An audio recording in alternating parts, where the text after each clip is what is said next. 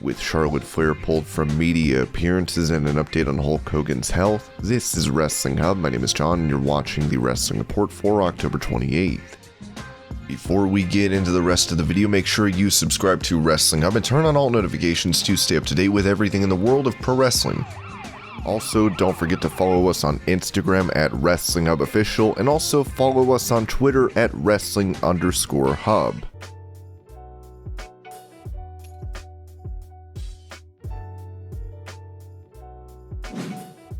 Two-time UFC heavyweight champion Cain Velasquez made his WWE debut for the first episode of SmackDown on Fox in 2019, where he started a feud with former Octagon rival Brock Lesnar. This would culminate in a match between the two at Crown Jewel that year, where Lesnar made quick work of his opposition. When budget cuts were made due to COVID, Cain was let go by the company. He recently said on the MMA Hour that he holds no grudges over getting released. I don't. I think it was meant for me to go there. I'm glad I got the experience of knowing what it's all about, knowing how the company works, how the guys work, everything. It was a great learning experience. I learned a lot from it. All I can do is take that and make it better next time if they give me another chance, or just know what that is and appreciate my time. Velasquez is set for a AAA return on December 4th, with his opponent yet to be announced.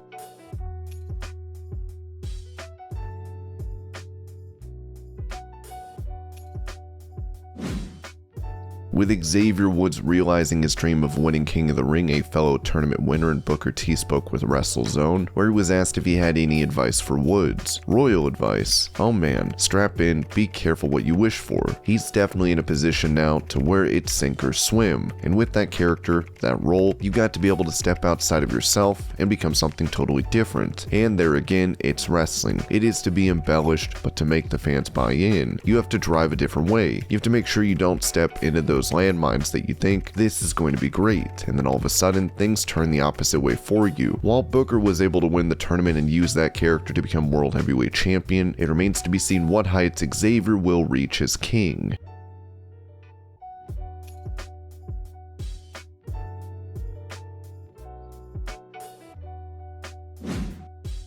Despite being able to get a higher rating in the 18 to 49 demographic when going head-to-head with SmackDown on FS1 for 30 minutes, Rampage has been seeing a decline in views week after week. At the Monaco Streaming Film Festival, AEW president Tony Khan addressed this. It took us 2 years for Dynamite to hit number 1 of the week, and it only took us 2 weeks for Rampage to do that. Our second episode has hit that. It's a challenge Friday nights at 10 o'clock to get good viewership. We've seen great audience though, relative to the time slot. We're still being top in the slot, and I really believe with our fan base, they follow us. As long as we promote it and keep delivering great matches, they follow us practically everywhere we go because they really love AEW.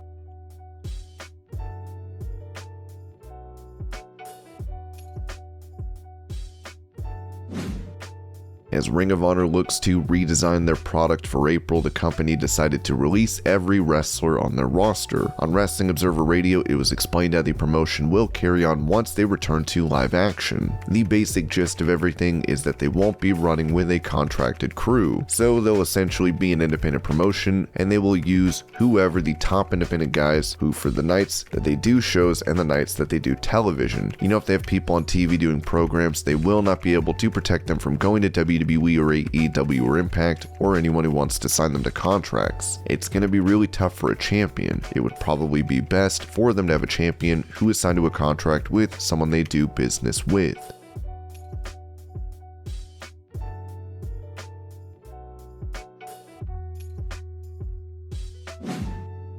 One star that never really made it big in WWE despite having a ton of potential was Ultimo Dragon. The wrestling star recently spoke to Perched on the Top Rope, where he mentioned what happened during his run. Rey Mysterio was there, of course. I say the way they look at it is, we were similar characters, both masked guys, smaller cruiserweights, but I didn't understand at the time. That's true, but I didn't realize until afterwards. So they asked me if I would take my mask off. That's one of the reasons why I left. Dragon was only with WWE for a year, after which he would return to Japan, where he is an active competitor and promoter.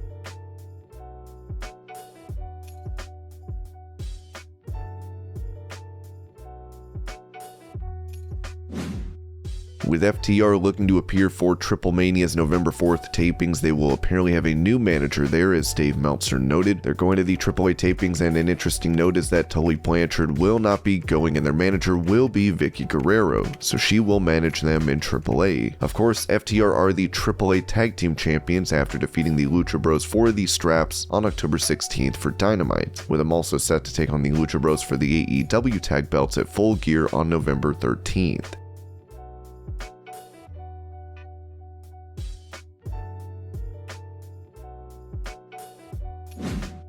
On Wrestling Observer Radio, it was said that during the Rampage tapings in Boston, the many fans left after the Danielson-Kingston match. Next was Dante Martin against Matt Sydal. The match was good. One of the things, though, is the crowd chanted they were doing a lot of wrestling, and they were doing less acrobatics than in their previous matches, and the crowd was chanting, "We want flips," so they were not appreciative of the mat work. Also, I'm gonna say this, and this is not a social experiment, but it is a social experiment at the same time. Lots and lots of people left after the Kingston-Danielson match. Many people. That absolutely happened. Just like at the show we mentioned before with Alexa Bliss and Charlotte Flair, it absolutely happened. So I can get all this hate mail, or I won't, because it happened.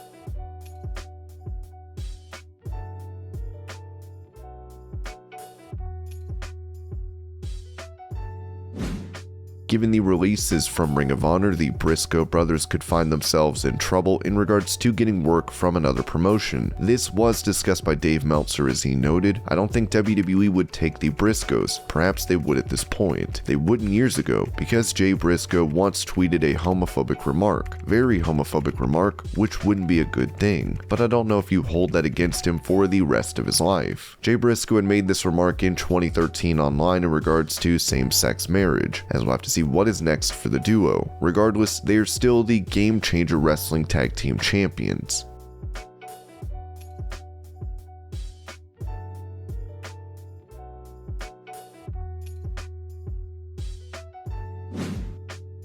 Speaking about her father to Hollywood Raw, Brooke Hogan had this to say about Hulk's current health. "We counted how many surgeries he's had in the last 10 years, and I think we're at 25. He's had both shoulders scoped, he had his whole bicep and his bursa sac and everything tied up in his shoulder last year. That was a disaster. He got MRSA and it was like a big thing. So we had to go back and undo tons of physical therapy. He's had both of his knees replaced multiple times, I think twice on both. He's had his hips done, he's had his elbow scoped, so yeah, he's had so many surgeries, so he's done a ton, but this last one that he just had finally was like the winning ticket. So right now he's feeling great. He's working out 2 hours in the gym every day. He's still chugging along.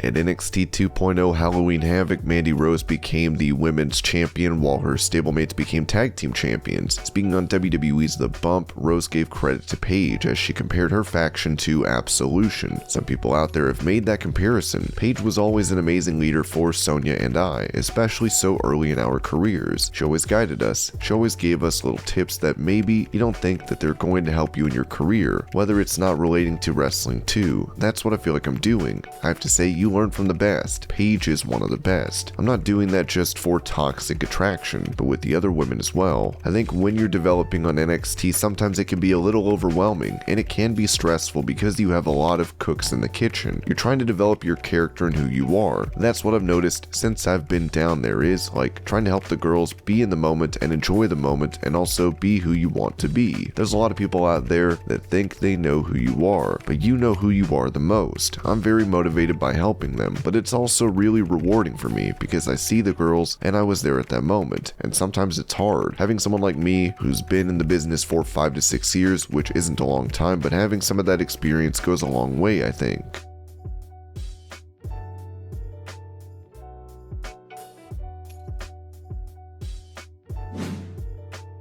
With him facing Bobby Fish on Dynamite last night, CM Punk ended up winning the bout. On Wrestling Observer Radio, Punk's reaction at the end of the match was mentioned, as it made it seem the ending for the bout was not intended. I don't know what the story is, but I just saw Punk's face. He did not react like he won. He had the face of, which I always hate when that happens, because if you win the match, then you should be happy. His reaction was that it felt like that wasn't supposed to be the finish. That's the face he gave.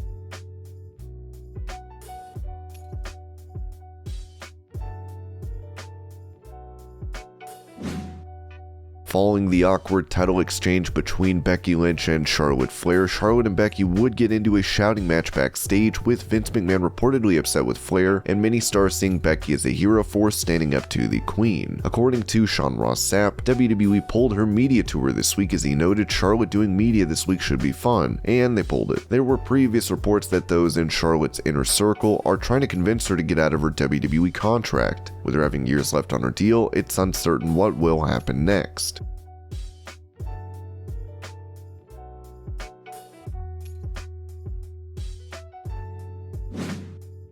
Impact Wrestling's Doc Gallows was on the MCW cast, where he was asked if he sees WWE trying to combat AEW's rise. "I got a lot of friends at WWE. I'm glad WWE exists because that's what I like as a fan. They're gonna do it in their own way, and that's gonna be it. We just saw that with NXT. They killed their own model because the guy in charge didn't like it. A serious change. We just signed those massive contracts, and then the pandemic hit and they did all those cuts. But the reasons the contracts got so huge to begin with was to fight off AEW. It did not work, and even guys who got fired went and got hotter or left on their own and got hotter. It helped." Gallows was then asked if he sees WWE taking a fall in the next 5 to 10 years. Who knows, because WWE is the face of what pro wrestling is. They're always gonna grab the casual fan. I like Roman Reigns personally a lot. I was reading an interview where he was basically saying, we're gonna do it our way. We want the casual fan. And I guess on the inside you can say what you want, but you feel the heat from them. They feel like everyone who doesn't watch them, we're just this weird hardcore fan base. But I think what you're looking over is the fact the weird hardcore fan base, all of us, we're growing larger and larger and larger. And now you and I, who grew up as fans as a kid, we have an entertainment dollar and we want to spend it on wrestling. It doesn't have to be one thing. Gallows would then speak about the contrasting attitudes between WWE and AEW. They're not afraid to put some of these awesome veterans, legends on TV. WWE has just this entertainment mentality. I feel like wrestling has been on the fringe of that. They might say those guys, they're too old to be on TV. To be us as fans, we don't care about that. You're gonna bring on the Four Horsemen and have them on television? Huge fan. I think it's cool. It's the lineage of wrestling. It's the history of why we're all into it. And you're telling a story coming back to something from 20 years before. Seeing a team like FTR, that's a totally throwback, and then being like, it would be cool if they had Tully Blanchard, and they do it.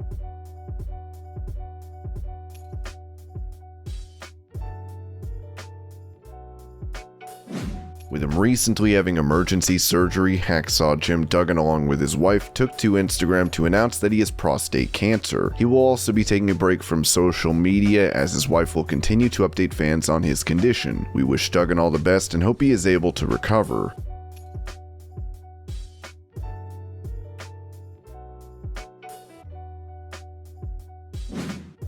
With Bray Wyatt waiting for his non-compete clause to expire tomorrow, he could be seen in a photo with the man that created the Fiend mask. Jason Baker would write, "Just another day at the office with Bray," as it seems there could be another collaboration between these two to make another outfit for Wyatt, as he looks more than likely to return to in-ring action.